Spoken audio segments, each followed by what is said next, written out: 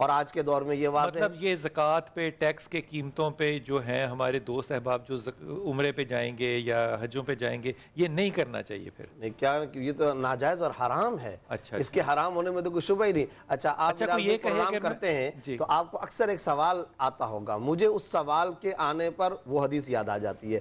اکثر آپ کو سوال کالر کرتے ہیں، یہ زکوٰۃ ادا کرنے سے یا ٹیکس ادا کرنے سے زکوٰۃ ادا ہو جاتی ہے؟ نہیں، کتنی چھوٹے دل کی بات ہے یار، اندازہ لگائیے، خدا کی قسم. اچھا جیسے وہ حکم اللہ کو مملکت کے ساتھ کیوں ملا رہے ہو یار؟ اب وہ جیسے ہی کالر آپ کو یہ سوال کرتا ہے نا، تو مجھے یہ قیامت کی علامت والی حدیث نبوی یاد آ جاتی ہے کہ زکوٰۃ کو ٹیکس سمجھا جائے گا.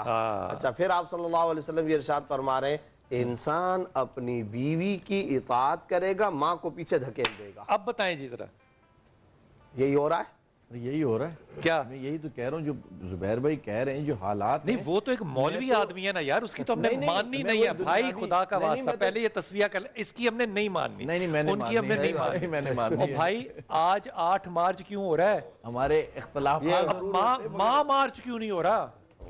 تقی بھائی السلام علیکم، حضور خیریت سے ہیں آپ تو آئیں شیلٹر، آپ نے دیکھا ہے عالم کیا ہے، ماؤں کو کس طریقے سے پھینک بات صرف یہ نہیں ہے کہ ماؤں کو پھینکا جا رہا ہے، بات یہ ہے کہ فوقیت کس کی ہے. اور آپ لوگ ممبر پہ بیٹھ کے جب یہ کہتے ہیں اور پھر مجھ پہ اصرار کرتے ہیں اور انگلیاں اٹھاتے ہیں آپ ناجائز قسم کی کہ نہیں بیوی کی سنو، ماں کو اولڈ ایج ہوم میں کر دو کیونکہ وہاں اس کی فیسیلیٹیشن زیادہ ہے، پھر آگ نہ لگے. آپ نے 8 مارچ کی بات کی نا بلال بھائی، اب میں آپ کو بتا دوں جو کتبے تھے نا، ان میں ایک کتبے پر یہ بھی نعرہ لکھا ہوا تھا کہ میں پریورٹی کی تو بینڈ بجا دوں گی، مادر پیدر سسٹم کی تو میں بینڈ بجا دوں گی. یہ باقاعدہ کتبے پہ نعرہ لکھا ہوا تھا. یہ میں نا ہر 8 مارچ میں نا جاتا ہوں تجدید کے لیے کہ بھائی کو میری عقل میں سمجھ میں بات آ جائے. میں ایمانداری سے، ہمارے بچے ہیں، ہماری بچیاں ہیں، وہ میری سمجھ میں نہیں آتا کہ جس نے مثال کے طور پہ لکھا ہے کہ میں اس کی وہ بینڈ بجا کے انہوں نے کہاں جانا ہے؟ کیا کرنا کیا ہے؟ یعنی اماں کی نعوذ باللہ اور ابا جان کی بینڈ بجا کے کرنا کیا ہے؟ مگر ہماری بیویوں نے کیوں نہیں بجوائی بینڈ؟ ہماری اماں ہماری جو بینڈ بجا رہے ہیں. نہیں سر، ہم نے نہیں بجانے دی. خدا پورا حق دیا ہے بیوی کو اپنی جگہ پہ، لیکن ماں باپ کا مذاق نہیں پڑتا. حقوق سے تعلق ہی نہیں ہے. یہ جو آج کل نعرے لگاتی ہیں نا، ان کا حکم، میں نے ان سے پوچھا سر یہ قیامت کی نشانی ہے؟ قیامت کی نشانی ہے، خدا کی قسم یہ قیامت کی آرگنائزڈ نشانی ہے. یعنی کہ میں قیامت کی نشانی میں ہر سال جاتا ہوں؟ نہیں، آپ تو جاتے ہیں عبرت حاصل کرنے کے لیے. آپ تو خدا کی قسم، یہ بات آپ نے بالکل درست کی ہے. جی ہاں، خدا کی قسم کھا کے کہہ رہا ہوں، میں سب بچوں کو کہہ رہا ہوں یہ بات، یہ بالکل درست ہے. کیونکہ جب آپ وہاں جاتے ہیں تو پھر آپ کو اپنی گھر کی نعمتیں یاد آتی ہیں، آپ کو اپنی بیٹیاں یاد آتی ہیں، دادی یاد آتی ہے، امی یاد آتی ہے، بیوی یاد آتی ہے. ان کی توقیر ہوتی ہے کہ اللہ تعالیٰ تیرا ہمارے گھروں پہ اتنا شکر، اتنا فضل ہے. حضور آج کے دور میں اب آپ نے مزید نہیں ڈرانا، ویسے ڈرا سکتے ہیں آپ ہمیشہ اچھی باتیں کرتے ہیں. کیا نشانی ہے جو آج نظر آتی ہے؟ بسم اللہ الرحمن الرحیم. تاکہ بھئی آج کی قیامت کی نشانیوں کا ذکر کر رہے ہیں. انشاءاللہ. خبر مفتی صاحب نے بڑی خوبصورت بات فرمائی کہ ماؤں کو جب ذلیل کیا جائے گا نا، ہاں اللہ یعنی 15 علامات ایک طرف کر دیں. یہ حدیث ایک خاص طرف طور پر جی یہ مشکات شریف کے اندر، صحیح ستہ کے اندر، مختلف کتب کے اندر آپ کو یہ چیز ملے گی. صحیح اس میں بیٹی کا ذکر بھی میں نے پڑھا ہے. وہی عرض کرنے لگا. خاص طور پہ جب بیٹیاں یا یوں کہہ لیں کہ چھوٹی عمر کی خواتین بڑی عمر کی خواتین کو ذلیل کریں گی، اس میں ساس بھی آ گئی، اس میں ماں بھی آ گئی. جب بیٹیاں کہیں گی کہ بھونک نہیں، بکواس بند کر، میں نے اپنے کانوں سے قسم سے میں کتنی دیر روتا رہا کہ یہ بیٹی کے اوپر کہیں اللہ کا عذاب نہ نازل ہو جائے.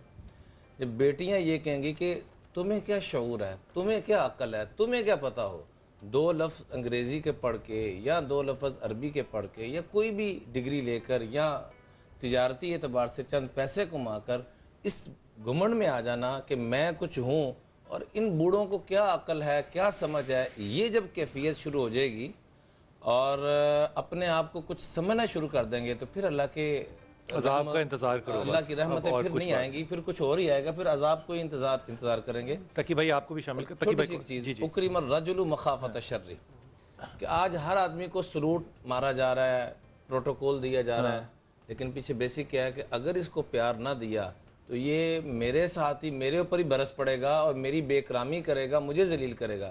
تو سلام کیا جائے گا، پیار دیا جائے گا، پروٹوکول دیا جائے گا اس کے شر سے بچنے کے لیے. یار یہ بات ذرا پھر سے کہہ دیں، یہ بات سننے والی ہے، سلام کیا جائے گا، پروٹوکول دیا جائے گا شر سے بچنے کے شر سے، اگر نہ دیا نا اس کو تو یہ کہے گا تو نے مجھے پروٹوکول نہیں دیا، تو نے میری بات نہیں سنی. کئی لوگوں کی کال نہ اٹھا سکیں آپ تو وہ اتنا ناراض ہوتے ہیں، اتنا ناراض ہو. قرآن تو یہ کہتا ہے کہ تمہارے گھر بھی کوئی چل کے آ جائے اور تمہارے پاس گنجائش نہیں ہے وقت کی، وَإِذَا قِيلَ لَكُمْ اور تم نے برا نہیں منانا، برا نہیں منانا، فرض ہو تو تم واپس چلے جاؤ. یہاں تو فون نہ اٹھانے پہ یا کسی بھی مصروفیت کی وجہ سے آپ ذات کو جیسے میسیجز آتے رہتے ہیں، کال آتی رہتی ہیں، وہ کہتے ہیں میرا یہ ماتحت غلام ہے، اس نے میری کال اٹھائی تو اٹھائی کیوں نہیں، چاہے وہ واش روم میں ہے، چاہے وہ کہیں پر بھی ہے. میں حلفاً کہہ رہا ہوں کہ یہ واقعہ میں کئی دفعہ آپ کی اس بات سے پہلے سنا چکا ہوں آن ایئر، کہ خاتون نے فون کیے مجھے تقریباً کو 2500 دفعہ. تو بھائی وہ وقت ایسا تھا 3 بجے کے وقت میں آپ کیوں فون اٹھائیں گے؟ خاتون کو اگر میں باہر سے انگلینڈ سے +44 کا نمبر، اب وہ اگر میں 3 بجے اٹھاؤں تو میں تہجد کیوں نہیں پڑھ رہا؟ سیدھی سی بات ہے، میں اپنے فائدے کے لیے کروں گا نا یار، مجھے اپنا نفع ہونا چاہیے، ورنہ میں اٹھوں گا ہی نہیں. میں واش روم میں تو وہ فون مجھے کر رہی ہے بار بار، میں نے اسے باہر نکل کے کہا کہ بی بی میں معافی چاہتا ہوں میں واش روم میں تھا.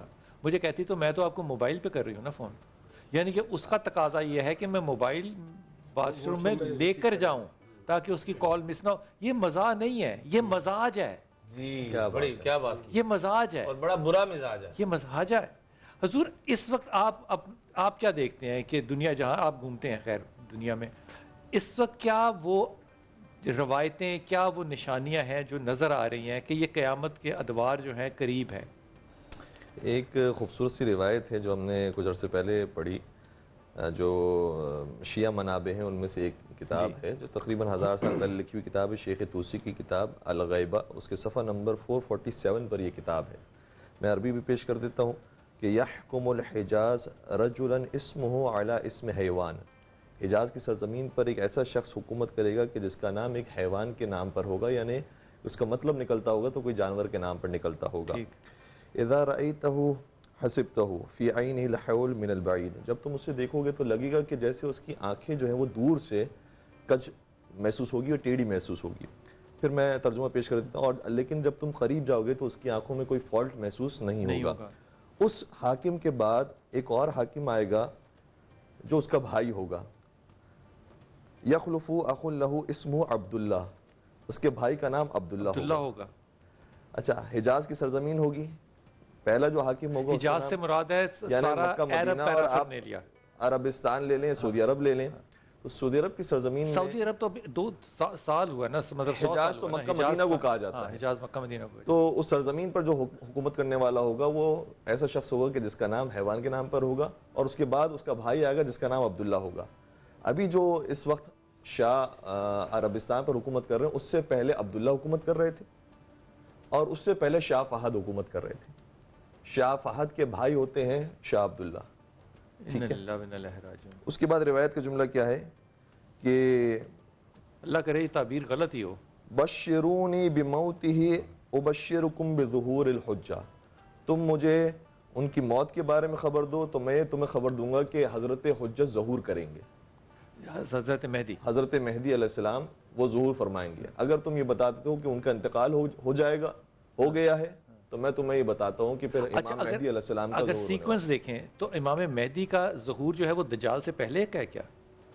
امام مہدی علیہ السلام کا ظہور نہیں، وہ تو دجال کو مارنا ہے نا انہوں نے. جی بالکل. تو اس کا مطلب کہ یہ جو نشانی بتائی گئی ہیں اس میں دجال کا ظہور تو پھر پہلے موجود نہیں. یہ تو وہ نشانیاں تھیں جو اس کے اندر بات بیان کی گئی ہے، وہ تو سمجھ لیجئے کہ بہت ساری روایات کے اندر مختلف طرح کی تعبیرات آئی ہیں کہ یہ ہوگا یہ ہوگا یہ ہوگا، اور بھی روایات موجود ہیں. ٹائم سکیل اگر دیکھا جائے تو سب سے پہلے جو آنا ہے وہ دجال نے ظہور کرنا ہے. ویسے تو ترتیب کے لحاظ سے ظاہراً ایسا لگتا ہے جو حتمی علامات ہیں اس میں سب سے پہلے صحیح ہے آسمانی ہے، یعنی آسمان سے ایک عجیب و غریب چیخ کی آواز آئے گی، وہ سب سے پہلے ہے. پھر خروج سفیانی ہے، اور ظاہراً اس کے ساتھ ہی خروج دجال بھی ہے. خروج سفیانی اور خروج دجال، یہ نیگیٹو طاقتیں ہیں جو امام مہدی علیہ السلام اور حضرت عیسیٰ علیہ السلام اور نفس زکیہ کے مقابلے پر ہوں گے. تو وہ جو نیگیٹو طاقتیں ہیں اس میں سے ایک سفیانی ہے اور ایک دجال ہے. ٹھیک ہے. اس کے بعد پھر بیدہ کے مقام پر، بیدہ اس مقام کو کہا جاتا ہے جو مدینہ کے غروب میں واقع ہے اور ایک پورا صحرا ہے وہ. تو روایت یہ کہتی ہے کہ وہ دھس جائے گا، اب کس وجہ سے دھسے گا؟ کوئی یہ نہیں وہاں پتا۔ پر لشکر کشی ہوگی، وہاں پر کوئی اٹیک ہوگا جس کی وجہ سے ان دھسے گا، یا نشانیوں کے اندر جو ہے اتفاقی طور پر دھسے گا؟ اب اس کے بعد جو ہے وہ دجال کا ظہور ہوگا، پھر یاجوج ماجوج کا ہوگا، پھر یاجوج ماجوج کو اللہ تعالیٰ کیڑے سے مارے گا، پھر مہدی علیہ السلام آئیں گے، پھر حضرت عیسیٰ علیہ السلام آئیں گے. یہی ٹائم سکیل چلتا ہے نا. اور پھر جو ہے وہ آخری جو چیز ہے وہ شہادت نفس زکیہ ہے، اور پھر امام مہدی علیہ السلام کا ظہور ہے اور نزول حضرت عیسیٰ علیہ السلام. شہادت نفس زکیہ سے کیا مطلب؟ یعنی ایک شخص ہے کہ جس کا یا تو نام نفس زکیہ ہے یا اس کی کیفیت اور صفات نفس زکیہ. نفس زکیہ کا مطلب ہوتا ہے پاک نفس رکھنے والا، یعنی کوئی نیک انسان ہے، کوئی پاکیزہ انسان ہے کہ جس کو شہید کیا جائے گا. شہید کیا جائے گا. ٹھیک ہے.